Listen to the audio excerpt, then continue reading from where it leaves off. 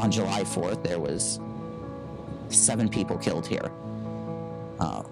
Another 48, I believe, were wounded, and tens of thousands of others that their community has forever been changed. Hearing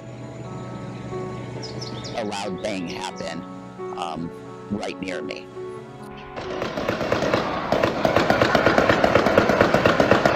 All of a sudden, we just heard this banging noise. Bang, bang, bang, bang, bang, bang, bang, bang, bang, bang, bang, bang, bang, bang, and it just kept going and going.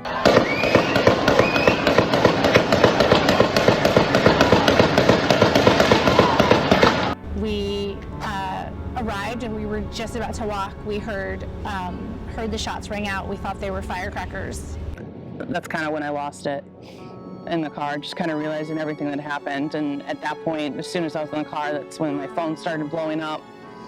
Everybody was calling, like, are you safe? Are you out? And I remember everybody sort of looking at each other because we didn't really understand what was happening. Like, shots are fired, shots are fired. She's like, it's an active shooter, get out of there. I remember someone pulling a wagon and it just bouncing all over the place. Was when I knew that this wasn't just a shooting, but a mass shooting. We had police officers who went by in those fire trucks, and the parade that went by, 10, 15 police or so.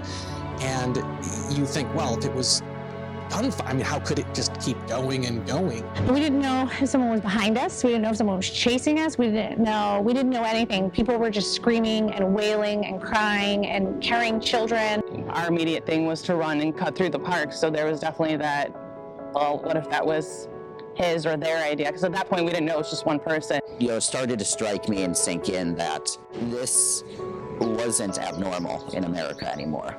Even as we were running, even though we heard the words that there was a shooter, it still didn't process. In this community, it's just something that you wouldn't expect. And then when I did understand what was happening, I still just didn't really know what to do other than to try to keep my son in front of me in case someone was shooting from behind. Kids Kids were all of a sudden playing bad guy, run from the bad guy. He's, saying things like, he's gonna kill us. It's really messed up how the dynamic has changed.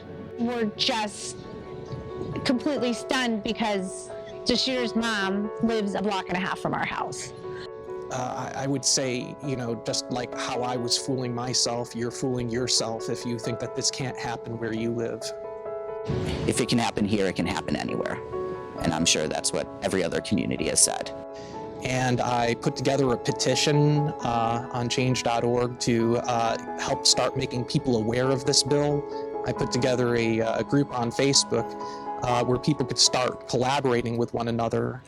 And I've gotten over 70,000 signatures from people. And so the facts that I was learning were that 68% of Republicans, this is newest numbers, support an assault weapon ban. 68%.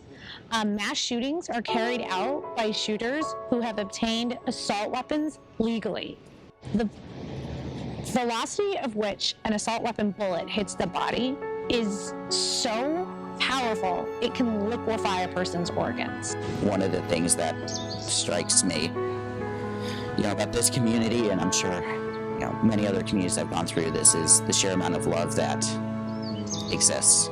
I'm not really sure there are words. I think that's the hardest thing about all this is it was a day of celebration and happiness, and it turned into a senseless act of violence.